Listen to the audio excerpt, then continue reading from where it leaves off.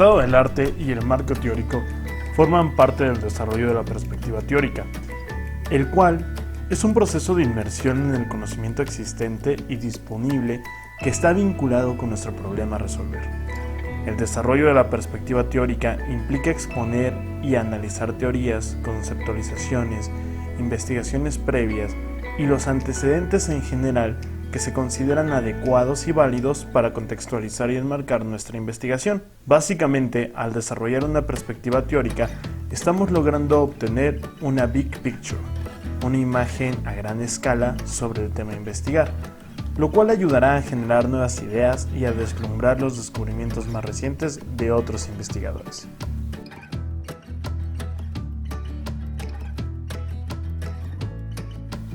Entre las diferentes funciones de la perspectiva teórica se destacan ayudar a prevenir errores que se han cometido previamente, orientar sobre cómo habrá de realizarse el estudio, ya que podemos conocer qué clases de estudios se han efectuado, con qué tipo de participantes o muestras, cómo se han recolectado los datos, lugares y contextos de las investigaciones y finalmente diseños utilizados. De igual forma, desarrollar la perspectiva teórica permite ampliar el horizonte del estudio o guía al investigador para que se centre en su problema y evite desviaciones. Documenta la necesidad de realizar el estudio, conduce al establecimiento de hipótesis e inspira nuevas líneas de investigación y, finalmente, provee de un marco de referencia para interpretar los resultados del estudio.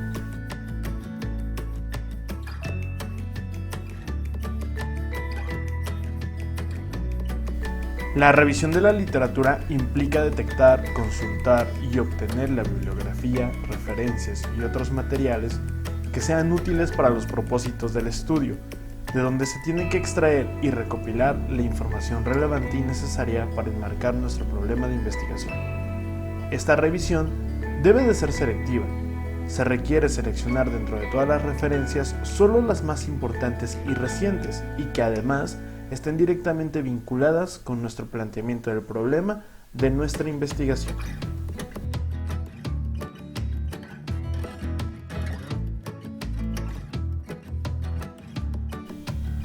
La revisión de la literatura puede iniciarse directamente con el acopio de las referencias o fuentes primarias, por ejemplo, libros, artículos, monografías, tesis, reportes, documentales, etc.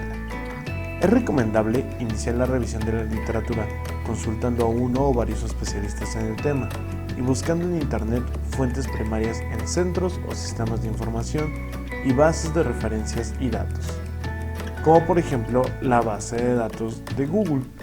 Para ello, necesitamos elegir las palabras clave, descriptores o términos de búsqueda, los cuales deben de ser distintivos del problema de estudio y se extraen de la idea o tema y del planteamiento del problema. Los términos de búsqueda deben ser precisos, porque si nuestro planteamiento es concreto, la consulta tendrá más sentido, estará más acotada y nos llevará a referencias más apropiadas. Asimismo, nuestra búsqueda deberá hacerse con palabras en español e inglés, porque gran cantidad de fuentes primarias se encuentran en este idioma. Una recomendable base de datos para investigaciones educativas es el buscador ERIC. Con las palabras clave podemos hacer una búsqueda avanzada utilizando los operadores del sistema booleano, AND o en español y, OR, UO y NOT o no. Con los descriptores y las preposiciones estableceremos los límites de la consulta al banco o la base de referencia.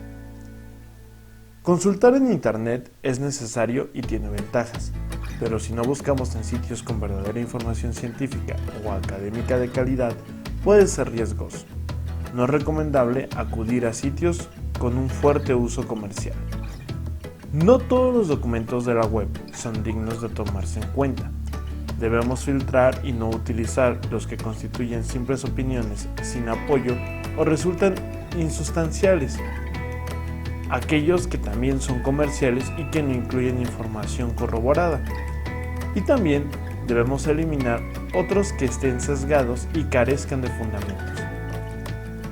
Se recomienda investigar en revistas indexadas con un factor de impacto de acuerdo al área de investigación y revistas que sometan los artículos recibidos a un proceso de arbitraje. Es recomendable hacer una revisión del estado del arte de los últimos 3 años, máximo 5 años dependiendo del campo de investigación. Finalmente, para gestionar las referencias e información, se recomienda hacer uso de softwares como Mendeley Desktop.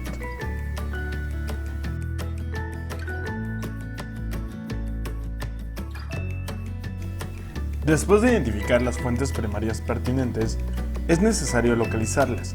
Si compramos artículos de revistas científicas, los descargamos y guardamos en nuestro equipo para su posterior consulta. Una vez que se han localizado las referencias de interés, se procede a consultarlas. Si la recopilación de la literatura se realiza mediante compilaciones o bancos de datos en los que se incluye un breve resumen de cada referencia, se corre menos riesgo de elegir una fuente primaria inútil. ¿Qué buscamos al consultar la literatura?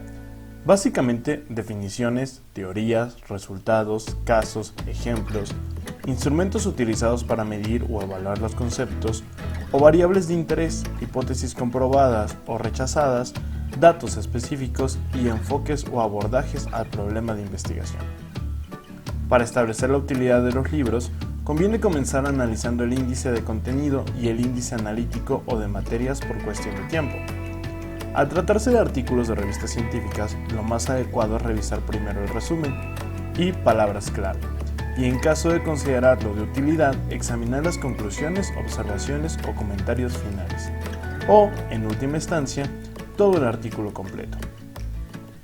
Para analizar las referencias, recordemos que se toma en cuenta cercanía o similitud a nuestro planteamiento, utilidad, semejanza a nuestro método y muestra, fecha de publicación o de difusión, cuanto más reciente, mucho mejor. Que consiste en una investigación empírica, es decir, que tenga una recolección y análisis de datos, y además que tenga rigor y calidad del estudio, ya sea cualitativo, cuantitativo o mixto. Una vez seleccionadas las referencias o fuentes primarias, para el problema de investigación se revisan cuidadosamente y se extrae la información necesaria para integrarla.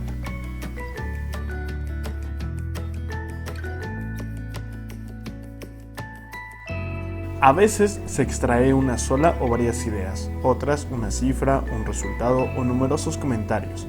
Al identificar la literatura útil, se puede diseñar un mapa de revisión, el cual es una imagen de conceptos de la agrupación propuesta respecto a las referencias del planteamiento y que ilustra cómo la indagación contribuirá al estudio.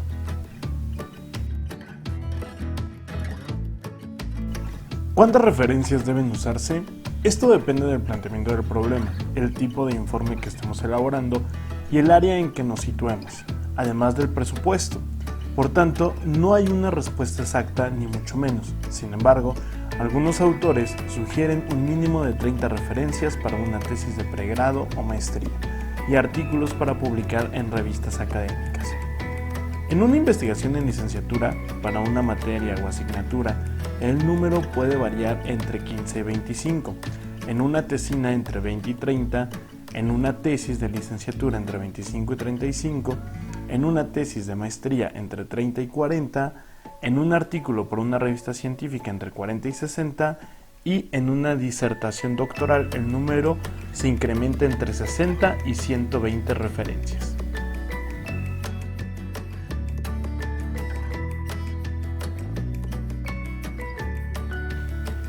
En ocasiones surge la duda sobre si se hizo o no una revisión correcta de la literatura.